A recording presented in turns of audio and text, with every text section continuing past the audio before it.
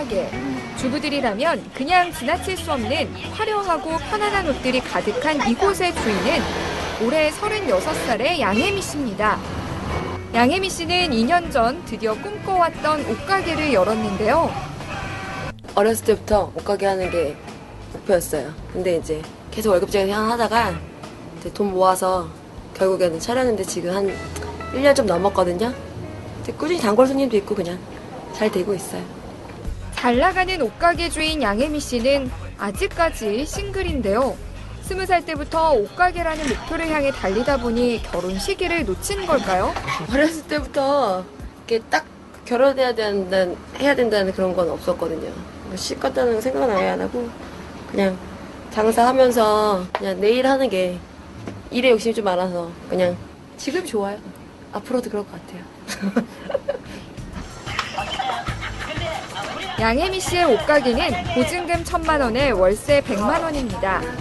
매달 수입이 일정하지 않은 장사다 보니 월세가 부담스럽지만 친언니와 함께 동업을 하고 있어 실제로 나가는 월세는 50만 원 정도입니다. 옷가게를 하던 중 양혜미 씨는 혜미 씨만의 특별한 저축을 시작했습니다. 지금 어디 바쁜데 가시는 거예요? 지금 일요일까지 휴가 갔다가 오늘 수요일이잖아요. 네. 1만 원씩 넣는 거 월요일, 화요일, 수요일 안 넣어가지고 3일 거 들어가요. 6만 원. 저축하는 거죠. 한꺼번에 목돈을 넣기는 좀 어려우니까 그냥 하루에 2만 원씩 빼놓거든요. 2만 원은 우습게 보일지 몰라도 나중에 이게 예를 들어 한 달에 60만 원이니까. 지난 4월부터 하루하루 빼먹지 않고 매일 2만 원씩 모았는데요. 덕분에 은행 가는 일은 혜미 씨의 하루 일과가 됐습니다. 게으름 피우지 않고 모은 돈은 무려 350만 원 정도. 티끌 모아 태산이 맞는 말이네요. 양혜미 씨는 7개월 전 새로운 집으로 이사를 왔습니다. 전세 1억 원 상당의 이 집은 혜미 씨가 그동안 모은 돈의 결실인데요. 10년 넘게 안 먹고 안 입은 돈으로 산 집이다 보니 집에 대한 애착도 남다릅니다. 점점 더 큰 집으로 이사를 다니며 뿌듯함도 느꼈다고 하는데요. 처음에는 520짜리 월세로 시작했다가 그다음에 2천만 원 전세, 그다음에 2,500 전세, 3,500 전세 계속 모아놓은 돈으로 이제 불려가지고 이제 8,500 그 전에 전세였다가 그 전집이 경매 넘어가는 바람에 갑자기 배당금 늦게 나와가지고 할 수 없이 살려다가 다시 또 전세로 돈 더 못해서. 혜미 씨는 가게를 장만하고 집을 사는 동안 한 푼의 대출도 받지 않았는데요. 들쑥날쑥하지만 순수입은 평균 잡아 200만 원 정도입니다. 저축과 보험으로 매달 100만 원 이상 모으고 있습니다.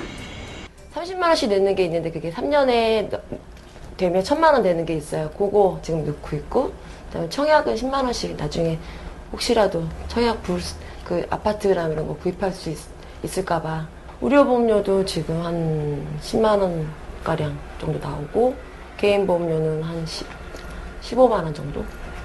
거기다 뭐 핸드폰비 뭐 집에 내는 공과금 이제 버는 거에서 나머지는 다 그냥 생활비로 쓴다고 보면 되는 거죠. 딱 30살에 집과 가게를 가져야겠다는 꿈이 있었던 양혜미 씨. 혜미 씨의 마지막 꿈은 바로 자동차였습니다. 집과 가게, 자동차로 완성된 꿈. 조금 늦었지만 결국 목표를 이룬 혜미 씨 축하드려요. 화려한 싱글로 살아가나 했더니 또 다른 고민이 생겼습니다. 필요하기도 했는데 좀 무리하게 구매를 했어요. 그래가지고 이제 할부로 샀는데 이제 일단 이자가 액수가 좀 커요. 그래서 지금 110에서 120 정도 되는 것 같아요. 한 달에 120만 원. 갑자기 고정 지출이 확 늘어났는데요. 차를 사기 위해 감행한 대출. 5년 동안 차 할부금에 묶인 혜미 씨. 순간 계획했던 건 아니었는데 그렇게 좀 비싼 차보다는 한 중간 정도 차량을 원래 선호를 했는데 갑자기 어떻게 좀 뭐가 씌었나 봐요. 요즘 혜미 씨는 부담스러운 차 할부금 해결에 골머리를 썩고 있습니다. 차 할부값이 너무 비싸니까 매달 부담스러우니까 집 전세를 이제 빼가지고 할부를 다 갚아버리는 거예요. 저녁에. 그리고 나머지 금액 가지고 이제 집을 구입을 하는 거죠. 이제. 매매를 해서 실입주금 뭐 이 정도 해서 나머지 집 할부로 하면 이자가 한 3%밖에 안 되니까. 지금까지 목표를 가지고 열심히 일한 양혜미 씨. 하지만 돈을 모을 때나 또 모은 돈을 쓸 때나 항상 고민이 많았다고 합니다. 아무래도 향후에 노후죠. 따로 적금 들어놓은 게 있어도 뭐 설사 내가 혼자 살다가 아픈 일이 있으면 또 병원비를 또 써야 되는 거니까 보험에다 의존할 수는 없잖아. 이렇게 그냥 적금만으로도 해서 나중에 이렇게 노후에 제가 편하게 살 수 있을까, 그 돈으로. 돈이라는 게 또 모아놨다가 또 일이 생기면 또 깨질 수도 있는 거고. 네. 그냥 뭐 우리 계속 성상 기자님 옆에서 공감하고 또 공감하고. 아니 저 사실 그 비싼 하얀색 에마 타는 이유 저 충분히 공감합니다. 한 달에 왜요? 200만 원 벌지만 100만 원 차 할부금 내는 그 심정 정말 충분히 공감하고요. 어떤 느낌인데요? 왜 그러는 건데요? 남자도 없는데 차라도 좀 못하지. 삶에 무슨 낙이 있겠습니까? 인생이 사는 낙이라도 그걸 찾는 그 심정은 정말 충분히 공감이 가고요. 그래요. 제가 또 옷가게를 한다고 해서 또 유심히 봤어요. 혹시 협찬 받을 수 있을까 해서. 그렇죠. 지금 15,000원짜리 협찬하고 계신데요. 안타깝게도 옷들이 좀 아주머니들이 있는 그런 여성복이네요. 중년 여성들. 안타깝네요. 제가 아니 어울릴 것 같아요. 저 네. 자, 네. 어쨌든 2만 원씩 저금한다는 그 마음, 네. 그 정신. 네. 야, 이거 뭐 진짜 올해 저축상 받아도 될 것 같은 생각이 드는데. 일단 한번 정리를 해보면은요. 저 집을 좀 정리해보면요. 네, 저랑 동갑입니다. 네. 30대 중반이라는 나이. 네, 구체적인 숫자는 밝히지 않겠고요. 4개월쯤 지나면 한 37됩니다. 네. 그리고요. 네, 일단은 장사를 하는데 굉장히 어렵게 시작을 했습니다. 보증금 500에 월세 20에서 출발을 해서 현재는 전세 1억에 살고 있고요. 네. 네, 그리고 한 달에 200만 원을 벌고 있고 절반을 저축하고 절반은 생활비로 씁니다. 근데 중요한 거는 하루에 2만 원씩 저축을 해서 60만 원 저축을 하고 나머지 40만 원 또 저축을 하고 있다고 합니다. 이 와중에 청약저축 2개 30만 원 적금도 네. 꼬박꼬박 넣고 있다고 합니다. 하지만 여기도 리스크가 있는데요. 문제는 최근에 에마를 뽑으면서 자동차 할부금이 월 100만 원이 나오게 생겼습니다. 도대체 이 상황을 어떻게 해결을 해야 될까요? 자. 사연을 보내주셨는데요. 양혜미 씨가 정말로 본인의 노후 대책을 잘 하고 계신지 네. O와 X 전문가들 네. 오랜만에 판넬 한번 들어봅니다. 네. 양혜미 씨는 잘하고 있다. O 아니다. 양혜미 씨에겐 컨설팅이 필요하다. X 네. 하나 둘 셋. 네, 두 분 X 한 분은 네. 아니, 근데 잘 살고 있는 싱글에게 아무도 이렇게 응원을 해주시지 않는 이런 상황 슬픕니다. 자. 에마를 아무도 이해를 못 하나 봐요. 우리 박상훈 전문가님부터 네. 좀 역으로 좀 여쭤보겠습니다. 네. 왜 X를 들었다? 저는 차보다 더 아름다운, 더 멋진 이 여성분의 꿈이 있을 거라 생각합니다. 이분이 이제 갖고 있는 전세 금액을 생각하면 순자산은 또 생각보다 많지 않습니다. 차 대출에 대한 부분들 생각하면 많지 않아서 좀 순자산을 높일 수 있는, 소득이 좀 나올 수 있는 곳에 투자를 해야 되는데 네. 차는 사용자산, 즉 굴리는 거거든요. 그렇죠. 그러면서 한 달에 100만 원씩 내고 있는 거 생각하면 좀 더 좀 집중하고 판단해서 차량 가격 크게 떨어지지 않을 정도의 매각하실 의향이 있으시다라고 하면 네. 과감하게 매각하시고 정말 아름다운 그 꿈에 집중하셨으면 좋겠다는 생각이 근데 듭니다. 차는 파실 생각이 없으시대요. 차 너무 행복하대요. 네네, 차 타는 게 너무. 본인의 낙이라는데. 우리 박상훈 전문가님도 할 말을 이러는데. 자, 호경희 사무사님. 네. 자, 왜 X다? 아니, 지금 사례자분이 싱글인데다가 자영업자이기 때문에 노후 대비를 더욱 철저하게 하셔야 되는데 네. 노후 대비로 지금 생각하시는 게 주택 구입만 고려를 하시고 네. 그 이후에 보험이나 뭐 연금에 관련해서는 전혀 고려가 없으시기 때문에 저는 X를 들었습니다. 근데 이해는 하시죠? 만약에 세무사님이 싱글이었으면 저렇게 차 타고 싶은 그 마음은 이해를 하시죠? 지금 애가 있으시니까 이해를 못하는 듯한. 이 세무사님은 그런 스타일이 아니에요. 시어머니가 본인의 옷을 딱 주시고 이거 입고 가라 그러면 저거 입고 가시는 분이기 때문에 이건 뭐 저런 분이 아니기 때문에 호경희 세무사님은 뭐 알겠습니다. 네. 자, 우리 김경록 소장님. 소장님만 반의 긍정을 하셨어요. 아마 이해를 하시는 것 같아요. 저. 세모입니다. 자, 왜? 충분히 이해를 합니다. 그렇죠. 예, 역시, 예. 네. 정말 열심히 살고 계시고요. 예. 저축도 저렇게 꼬박꼬박 하기가 쉽지가 않습니다. 맞아요. 결국은 이제 차는 정말 팔기 싫어하시는 것 같아요. 네. 왜 그러냐면은 정부의 저리 주택자금 대출을 받아서 사실은 차의 할부 금리가 좀 높을 테니까요. 그걸 이렇게 갚는다는 이제 그러니까 금리의 차를 이용해서 이렇게 하지 차는 안 팔겠다 이런 그렇죠. 의지를 보이시는 것 네. 같은데, 어. 근데 뭐 저는 절대로 수입에 비해서 고정비 지출이 너무 높습니다. 한 달에 이거는 100만 원. 예, 예. 그리고 또 가게는 또 변동성이 있지 않습니까? 월급이 아니라. 그러니까 그 변동성이 갑자기 수입이 적어질 수도 있는 거고요. 그렇기 때문에 그 고정비 지출을 많이 가져가는 건 맞아요. 좋은 방법이 있어요. 사실은 그 제네시스 J 차를 타는 말 남자를 다 해놓고 지금 뭐야 그게. 아니 그 J 차를 타는 남자를 구하면 될 것 같은데 그렇죠? 그럼 내가 할부금 100만 원 안 내야 되는 건데 안타깝습니다. 네. 송선아 기자는 곧 시집 가겠는데요. 말은 뭐를 못합니까? 네, 그렇습니다. 알겠습니다. 자, 그럼 해결책을 한번 얘기를 들어보도록 해보도록 하겠습니다. 네. 우리 김경욱 소장님부터 이분 좀 컨설팅을 해주신다면 어떻게 네. 해주고 싶으십니까? 예. 두 가지입니다. 하나는 본인이 비혼인지 미혼인지를 명확히 하셔야 될 것 같아요. 비혼이라고 하면은 미혼은 이제 자기가 비혼이라고 그러면은 네. 자발적으로 결혼을 안 하는 겁니다. 나는 혼자 살겠다고 확실히 한 것이 비혼이라고 그러고, 미혼이라고 그러면은 아직은? 예, 예. 자기가 뭐 결혼을 하고 싶은데 아직은 못 하고 있다. 이런 게 이제 미혼에 같이 들어갈 텐데요. 그 예. 뜻은 결국 내가 결혼을 할 건가 말 건가 하는 부분을 좀 명확히 판단을 하시고, 결혼을 해서 가정을 이루어서 이렇게 재산을 축적하고 하는 것도 사실은 좋은 방법입니다.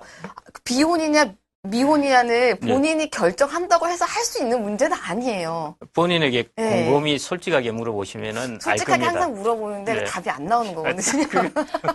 그래서 그게 본인도 아마 정하고 싶으실 거예요. 네. 네. 근데 못 정할 수도 네. 있을 것 같아요. 하여튼 그다음에 두 번째는 고정비 지출은 절대적으로 줄이셔야 됩니다. 네. 네. 저는 뭐 아무리 제네시스를 몰고 다니는 게 위안이 되실지라도 이렇게 가게를 하시고 하면은 수입의 변동성이 크기 때문에 네네. 고정비 지출은 다른 주택자금, 저리자금 대출을 받아가지고 할부 금리를 대신하는 이런 형태보다는 네. 차를 작은 걸로 바꾸시는 게 소장님 저는 마음은 이해하지만 차는 팔아야 소장님은 된다. 차를 좀 바꿨으면 좋겠다, 작은 걸로. 네. 예.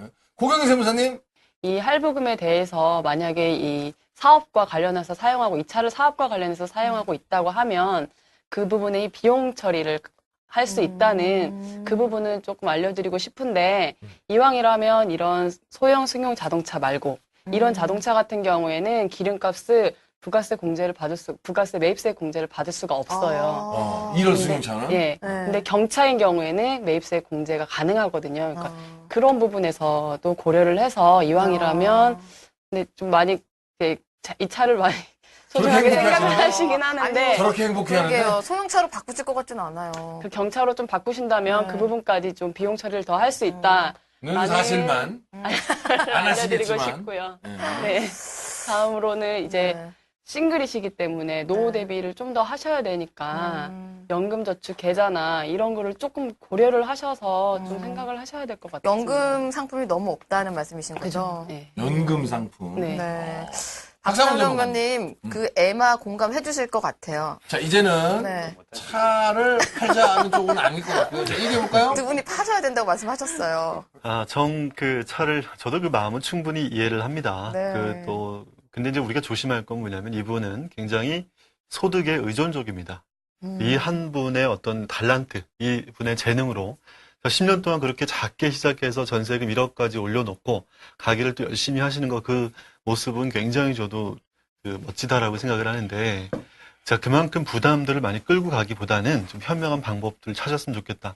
차를 정 못 판다고 하면 전세를 좀 내려놓고, 만약에 요즘에 이제 예를 들어서 말씀을 드릴 텐데, 이제 동네 상권인 것 같아요. 동네 네. 상권에서도 그 상가, 그 가게 점포와 본인의 주거를 좀 겸할 수 있고, 제가 실제로 상담 사례인데, 네. 점포에서 이제 작게 방 하나 정도로 해서 가게에 집중해서 운영을 하면서도 좀 충분히 이렇게 또 숙면도 하고 잘 수 있는 그런 공간들이 준비될 수 있는 공간인데, 이분의 네. 특징은 뭐냐면 월 화는 1박 2일로 여행을 갑니다. 여행을 간다고 뭐 큰 돈 들여서 가는 게 아니라 본인이 좀 삶을 누리고 여행도 좀 다니고 그러면서도 주거에 대한 비용을 과감하게 낮춘 거죠.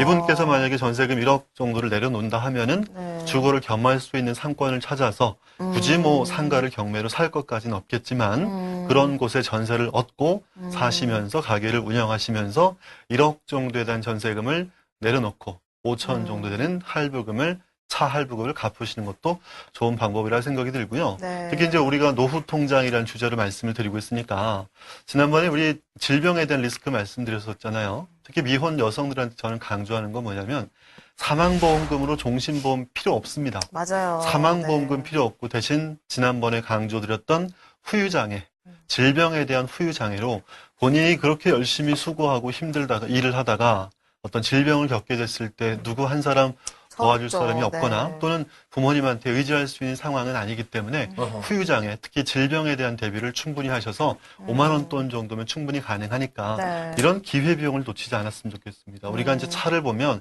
기회비용을 많이 놓칩니다. 정말 기회비용이라는 거는 이런 표현이 적절할지 모르겠지만 선택의 대가입니다. 선택하지 않았을 때 우리가 치러야 되는 그 힘든 나날들을 생각했을 때 정말 중요한 것에 집중하고 보험은 최소한으로 준비를 집중하고 자산과 부채를 조절할 수 있었으면 좋겠습니다. 그러니까 일단은 가게를 하면서 먹고 자고 할 수 있는 데를 구해서 주거 비용을 줄이는 거, 그리고 정말 그 혼자도 서러운데 아프면 더 서러우니까 네, 일단 거기에 대한 걸 준비해야 아니, 된다. 근데 박상원 전문가님 아까 이제 네. 처음에 차를 뭐 당장 바꾸시는 게 좋겠습니다. 그래서 저분 차 안 바꾸실 것 같은데요? 그럼 이제 집을 바꿔서 같이 일하실 수 있는 곳으로. 약간 방향선회가 지금 보였어요, 전문가님. 자, 하나만. 네. 저희들이 이전에도 방송할 때 많이 했는데, 이 자영업자니까 지금 60만 원 저축을 그냥 하시는데, 이 노란우산 공제 300만 원 소득 공제되는 게 있고요. 매월 25만 원씩 가능하니까요. 그다음에 개인연금도 그 자영업자는 가능하시니까요. 이게 그 세제 혜택이 있는 이쪽으로 저축도 돌리시는 게 나으실 것 같습니다. 맞아요. 그래서 방송 시작하고 가장 사랑 많이 받는 노란 노란우산 우산 공제 공제. 드디어 나왔습니다. 네. 우리 고경희 세무사님이 노란우산 공제 한 번만 더 얘기해 주신다면 노란우산 공제란?